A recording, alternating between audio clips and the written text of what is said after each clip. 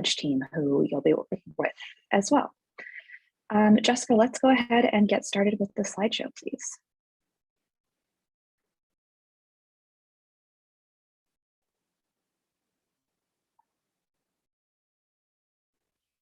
Great, thank you.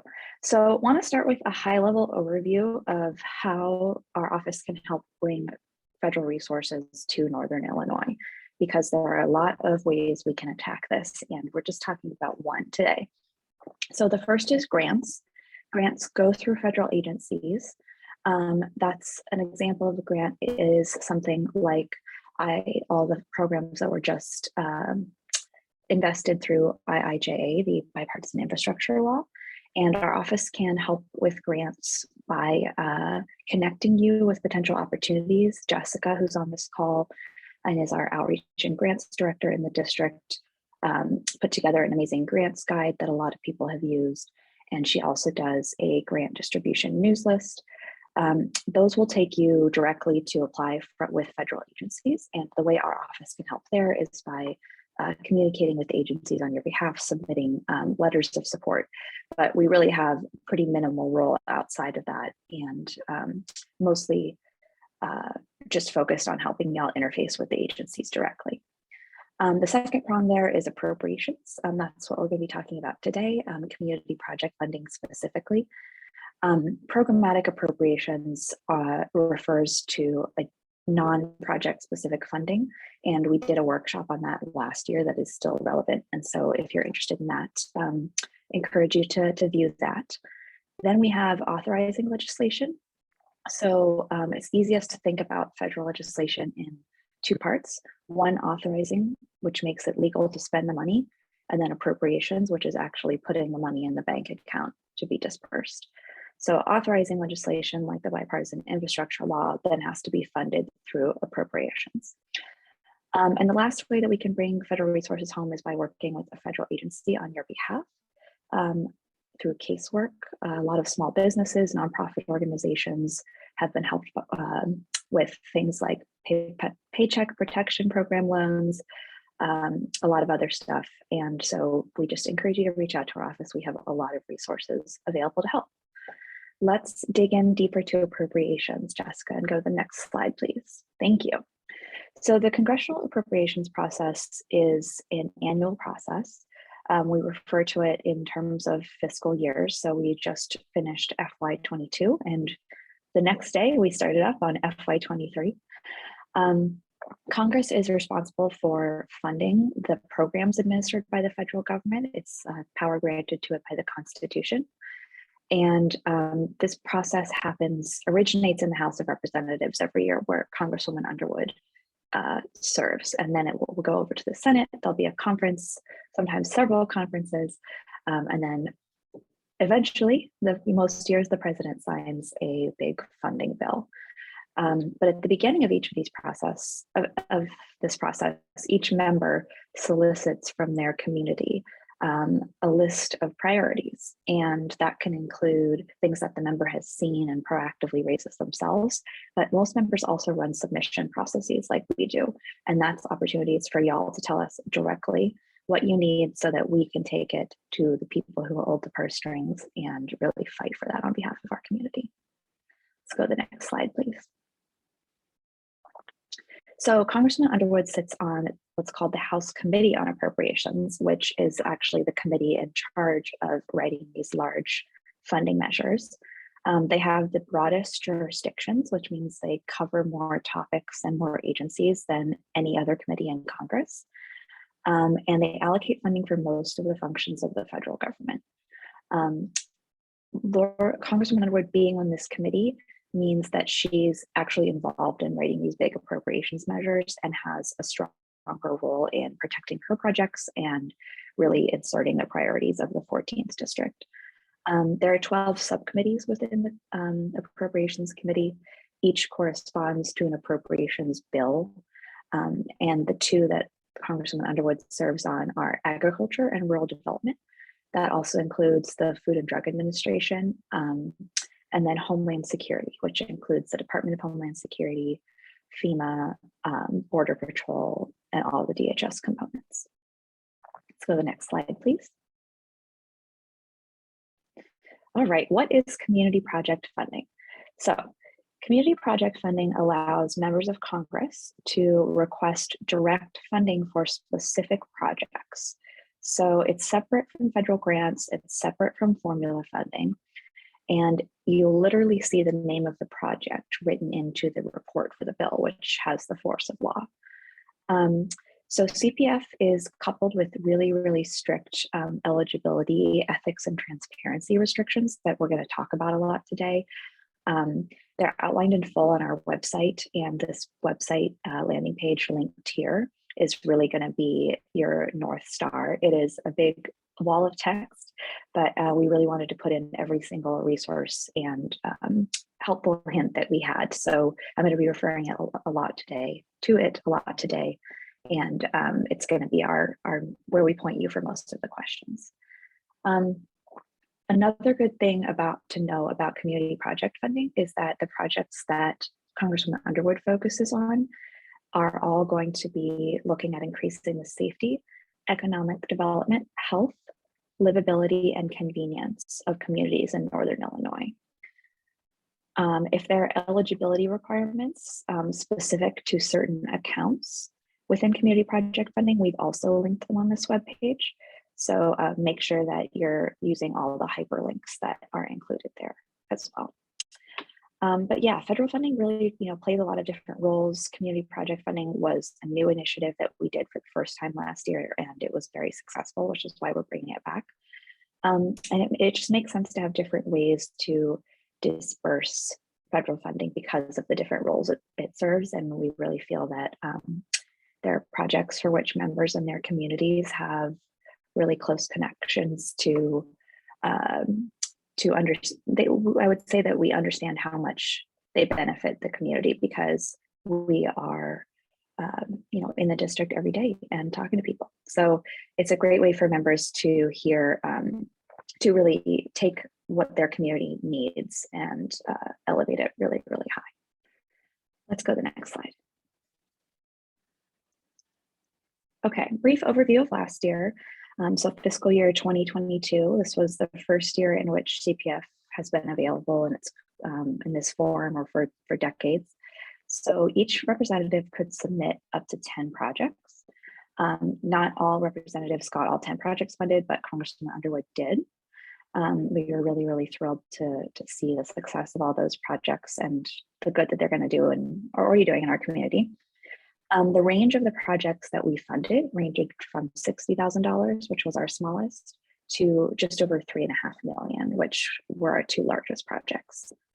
And the change for this year is that we'll be able to submit 5 more projects, so a total of 15.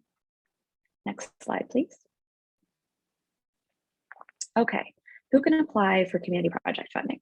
So community project funding is only available to nonprofit organizations and to state, local, tribal, and territorial government entities. So that means for-profit organizations are not eligible for funding, and nonprofit organizations must be 501c3s. So 501c4s are generally not eligible for community project funding. The district also, or the project also must be in the district or largely serve the Congresswoman Underwood's district, similar to other sort of federal grant opportunities. Examples of eligible project sponsors are really broad. So I would encourage you to look at our successfully funded projects from last year, which are linked on that page, or I believe Michelle just put them in the chat. Thanks, Michelle. But they can be local governments, but also things like a public health department or a municipal utility. Think about a library or a food bank. Think about it, a community college or a school district, legal aid or ESL, social service nonprofits, and a lot of like community health organizations are going to be eligible. We had a broad range of successful projects last year. So we had a couple of villages, community college, CASA of Kendall County, so court-appointed special advocates, which is a local nonprofit that serves foster youth. We had a stormwater management commission, as you see, and then the Wakanda Fire Protection District. So really broad range of options within all these accounts. Let's go to the next slide. Okay, restrictions on community project funding. So community project funding, for obvious reasons, has these really strict guardrails that I mentioned earlier. They're honestly pretty similar to what you're going to see from anything requiring federal funding, but we want to walk through them up front and make sure everybody kind of understands the requirements. So everybody is going to be asked, each one of the 15 selected projects will be asked to sign this attestation form. Not everybody is going to be asked to sign it, only the 15 projects selected, but it's good to review it here just to be sure that you're able to sign it. So let's walk through these one by one. First off, the project sponsor is responsible for the accuracy of all the information. So you really want to, where this comes in is really double checking your math when you're asked for like budget projections and stuff. We last year noted when we were calculating things, a lot of the math like wasn't really adding up. So we do check all of that, but the project sponsor is the one ultimately responsible for the accuracy of the information submitted. Availability and use of funds. We want to be really clear that these funding opportunities are really limited. Unfortunately, we do only have 15 projects to submit. Last year, we got 150 plus applications for 10 slots.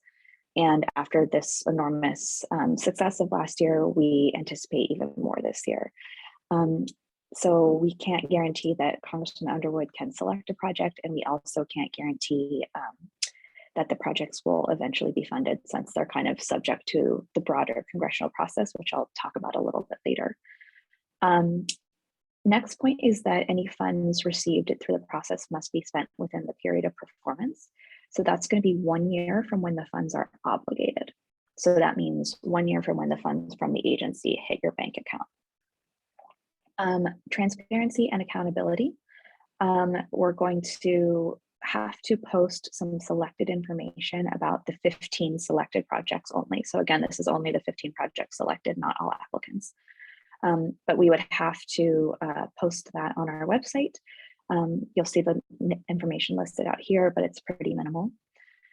And then we're going to have the Congresswoman sign forms for all 15 of the projects, obviously certifying that she and her family have no financial interest in any of these projects, of course. And then one of the other accountability measures in place is a Government Accountability Office, or GAO, audit. They're going to audit a sample of selected projects each year just to ensure that everything's running smoothly. And so everybody who is selected has to agree to participate in that audit if it does happen. Let's go on to the next slide, please. Okay, what do you need to apply for CPF? So we talk about CPF as coming through accounts. You'll see on this website that we keep talking about that there are over 50 accounts listed. And those range from things like HRSA, the health, one of like the behavioral health agencies, to Homeland Security and emergency operations. And so the first thing everybody needs to do is look at the accounts and look at the kind of accounts that would potentially match your project.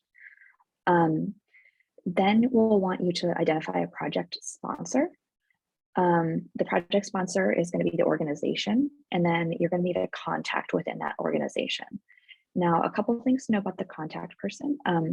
They're going to have to legally sign for like the financial documents and the attestation.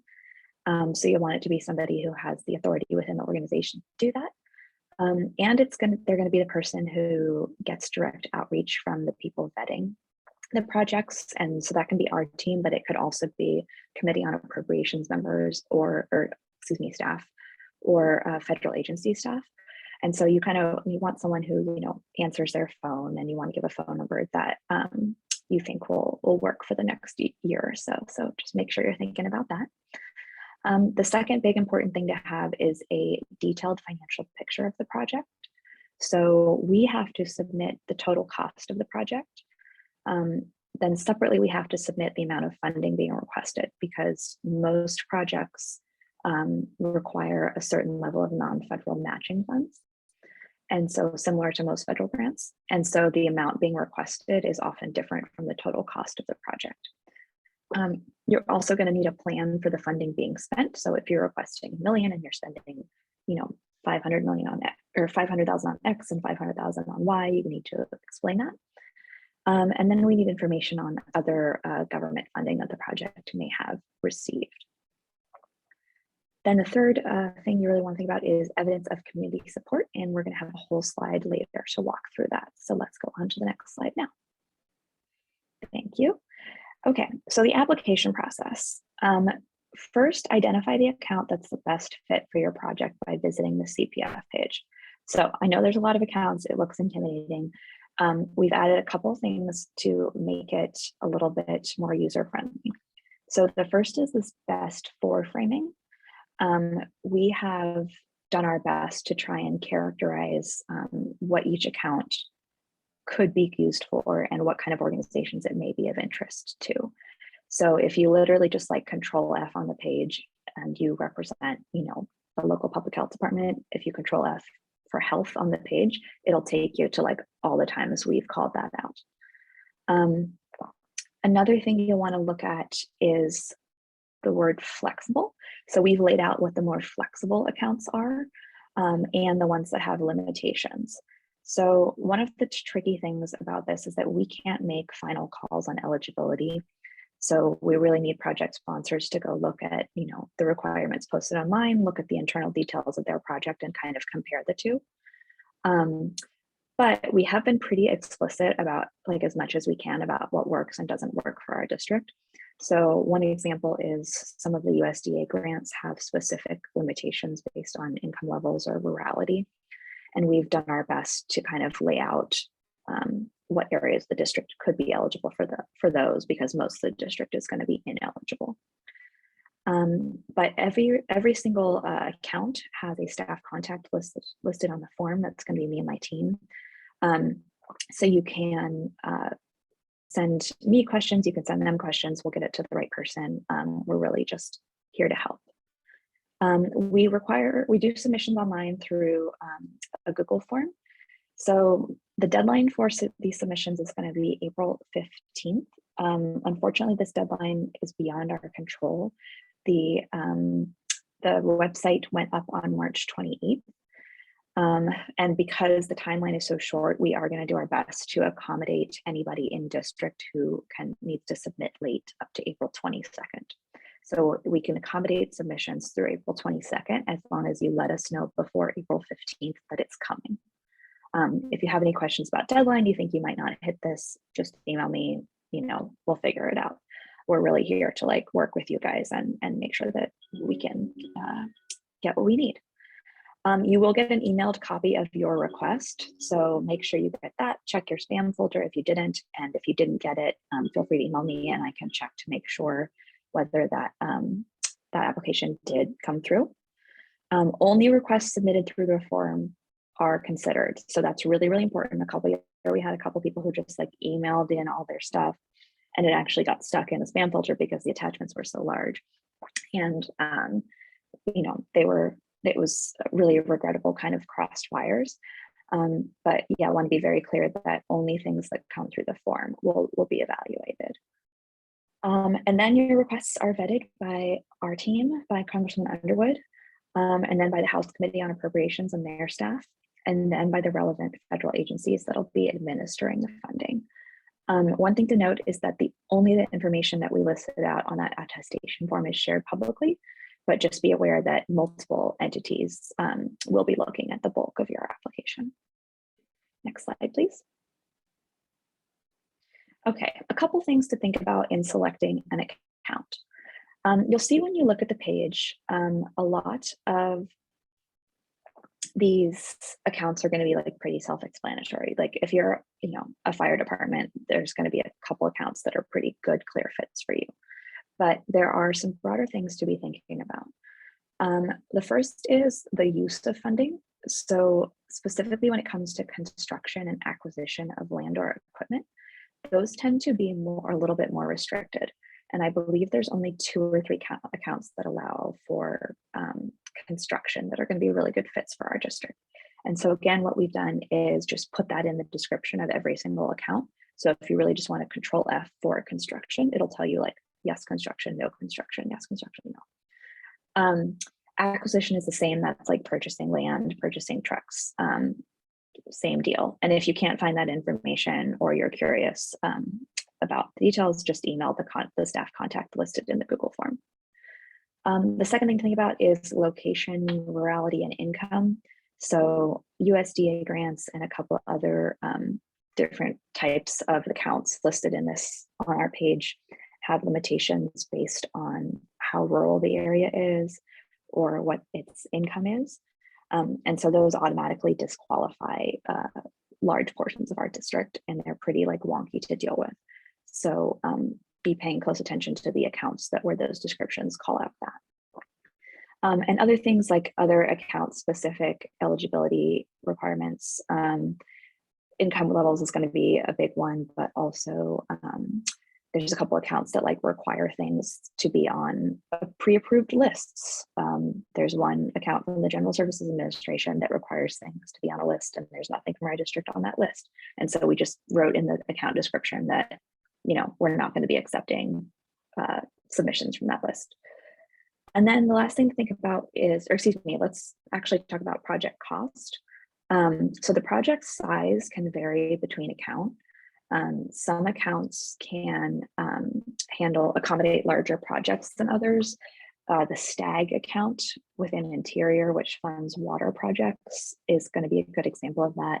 That can accommodate projects that are, you know, in sort of the $5 million, $10 million range, whereas some of these accounts tend to be more in sort of the $50 to $1 million range. Again, mostly laid on the website, but if you have questions about the specific account, check in with us. And then matching. So the required, almost all these accounts are going to require some kind of non-federal match. That can be from the project sponsor, it can be from a state or local government. It's a lot of different options, but you want to be looking at that and making sure that you're aware of that. The matching, 0% match accounts tend to be for smaller projects. So you want to look at like the matching and then the flexibility in the use of funds. We have a couple accounts that have really broad allowable use of funds. The Economic Development Initiative one, HUD, is going to be a really good one for that, whereas some other accounts are more restricted. All right, let's go to the next slide, please. Okay, community support. This is the best part of this whole process, in my opinion. And one of the things that we're really relying on project sponsors to provide. So I want to talk about both breadth and depth of community support. Breadth, when I talk about breadth, I mean different types of support. So a request from a law enforcement agency is going to be stronger with support from a local public defender and public health officials. If you're building a road crossing that's going to improve safety near a school, like get a letter of support from the school and the PTA. Think about this holistically, think about like all the aspects of the community that this project will touch and benefit. And then depth, different levels of support from state, local community organizations. Support from state and local officials is going to be really important if you can get it. We don't want support from federal officials, though that's not really relevant to this process. So community support can look like a lot of things. A lot of people just do like a letter on the official letterhead. That's very easy. If there's been good articles or editorial board support for the project, that's really helpful. The committee likes to see that. Proof that the project's on state intended use plans. So those are things like STIPs and TIPs or multi-year plans, or community development. Any long range planning document is going to be considered evidence of community support. And then a lot of like city councils or boards or village boards pass like resolutions in support of the project. I think we only had a couple of those last year. It's definitely not required because I know it's a pretty high bar for a lot of our smaller communities to clear. But if you have one of those already or it's easy to do, it can be a great way to check that box. Next slide, please. Okay, what happens after you submit your request? So first, my team, Jessica and Michelle and the Congresswoman, will vet every single request. We read all of them, we meet about all of them, we present every single one to the Congresswoman and go very in depth. Of those, we make the heart-wrenching decision to select 15 for submission to the Committee on Appropriations. We have to fill out a lot of forms then to submit the projects to them. They vet and approve or deny each project. Then the full House and Senate vote to approve projects, and then the President hopefully signs the projects into law. Next slide, please. Okay, so let's talk about timeline, because one of the most frustrating parts of this process is that the timeline is a little more flexible than your more traditional grant funding opportunity, because it is dependent upon when Congress passes appropriations measures. So CPF applications for FY23 opened March 28th. They're due the 15th. Again, we can accommodate through the 22nd as long as we know before the 15th that it's coming in. We will tell selected projects in mid to late May that they've been selected. The House Appropriations Committee will then approve or deny the projects by the summer. And then it has to go through the full House, the full Senate. We are hopeful that we get some kind of, an omnibus appropriations bill again between December 2022 and March 2023. So if the funding does start flowing, it would plan for spring 2023. For some perspective, last cycle, applications were due in early August, selected projects were notified at the end of the month. And we actually just this morning got contacts from the agencies to start connecting them with project sponsors. So even the FY22 funds have not started flowing yet. We think they'll start flowing this month, next month. The big red asterisk here is to note that the control of the Congress may play a role here.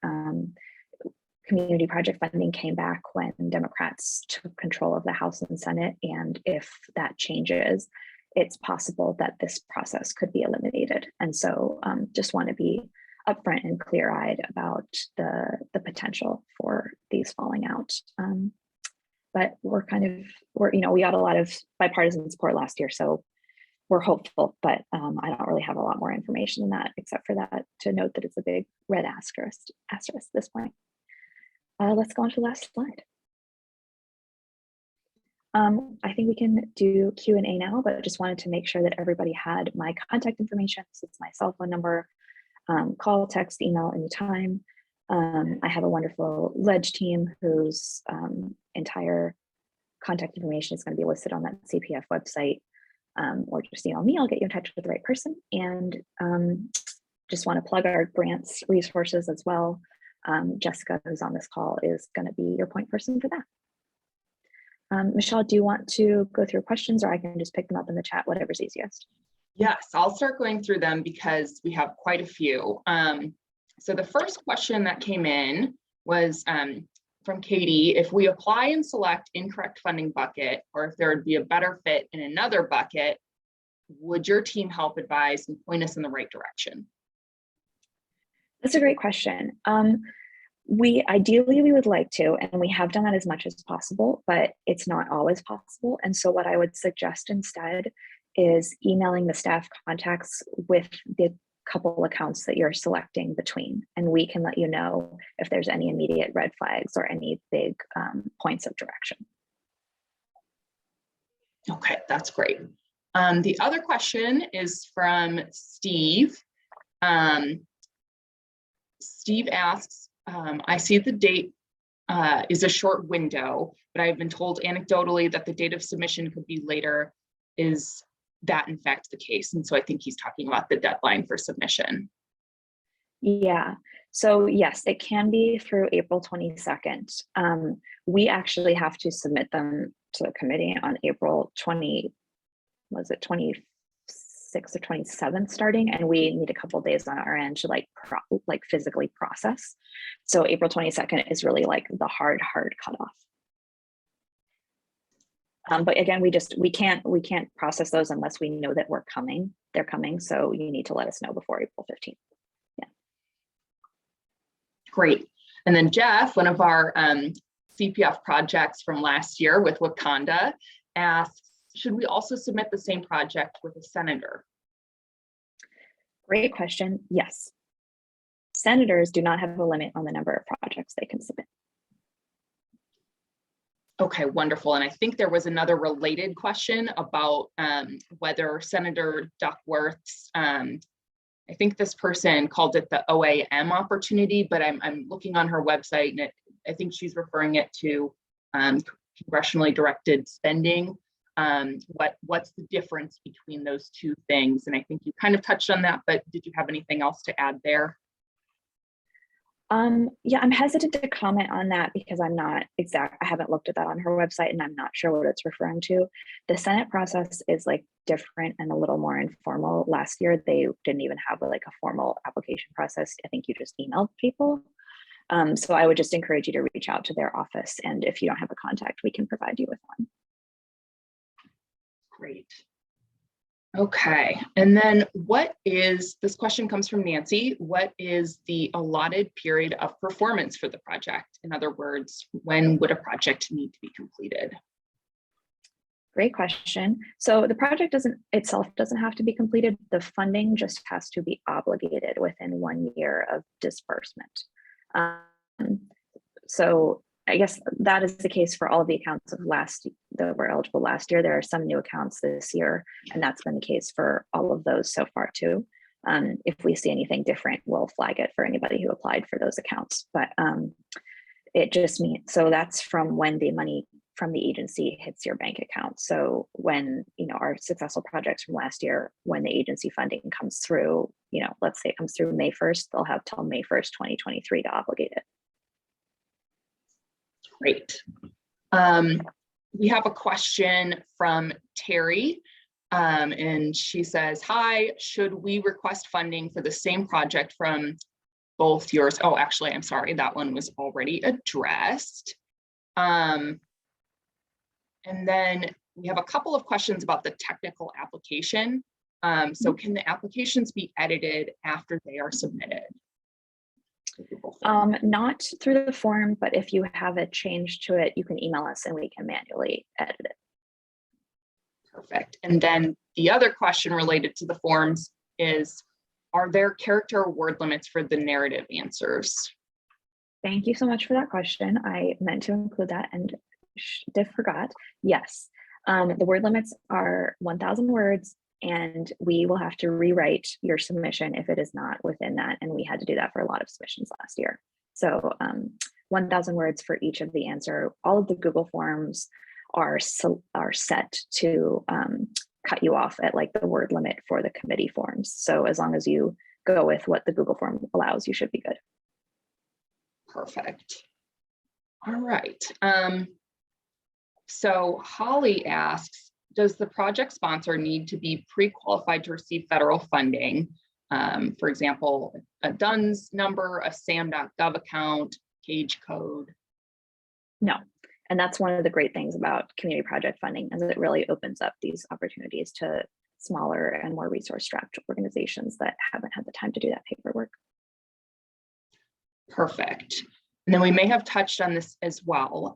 How do we see if the specific account is required non-federal match? I don't see it listed on the account.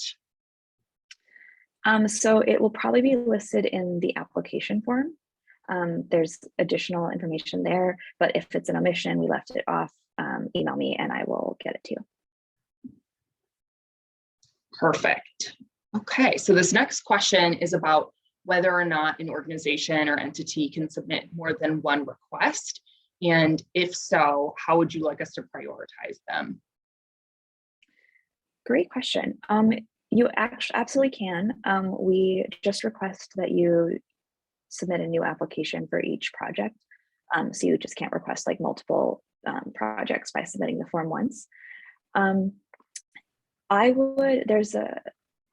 If you have a project that is a higher priority than the others, or if you want to convey any information about prioritization, just write that in the description. I think that's the best way. We would there's 5 of us sitting in a back room reading everything together, and so we all kind of figure it out. Okay, great. Another question is, are construction projects permissible for all applications or only certain, and I think this person is referring to accounts. Yeah, only under certain accounts. And so where they've specifically allowed or forbid construction, we've laid it out on the webpage. So if you just like Control F for the word construction, that's going to be your easiest way to go through it. All right, great. Gloria asks, if an organization received CPF funding in fiscal year 22 from a different district, can they apply for these funds in fiscal year 23? Probably not for the same project if they got it through another, unless the project scope has changed to now primarily serve our district. But if it's a different project, or the organization has multiple projects, then yes, the only requirement we have about who can apply is that they're largely serving the 14th district. Perfect. And then similar to that question is, would it be advantageous to apply under a location that is in the Congresswoman's current district or her future district? Carolyn. So our federal resources can only be spent to benefit the district that she currently represents. Great. And then for Department of Transportation Highway Infrastructure Projects account, is regular street maintenance, such as local road resurfacing, eligible for this funding? You're going to want to look at the specifics of that account. And if you're not finding that information on the webpage, then email me and I'm happy to dig into it deeper for you. Perfect. Okay. And then there is a question about if awarded funds need to be spent within a year following receipt. Obligated, not spent, but yes. Great. Zachary asks, if we are in the process of a raise grant, but should we not advance that, but also ask for CPF, understanding that if we get CPF, we can withdraw or decline the grant? I would say talk to me about that one offline, but Okay. some things broadly. CPF is not assured and grant funding is not assured, and we want everybody to get resources.